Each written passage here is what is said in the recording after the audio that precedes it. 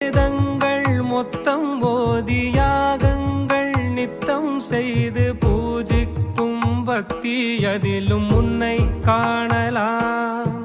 பசி என்று தன் முன் வந்து கையேந்தி கேட்கும் போது தன் உணவை தந்தால் கூட உன்னை காணலாம். உன்னை காண பல கோடி இங்கு வாரி இறைக்கிறார்கள். எளிதாக உன்னை சேர இங்கு யாரு நினைக்கிறார்கள். அலங்காரம் அதில் நீ இல்லை, அகங்கார மனதில் இல்லை. துளி கள்ளம் கபடம் கலந்திடாத அன்பில் இருக்கிறாய். உணர்ந்தேன் உனையே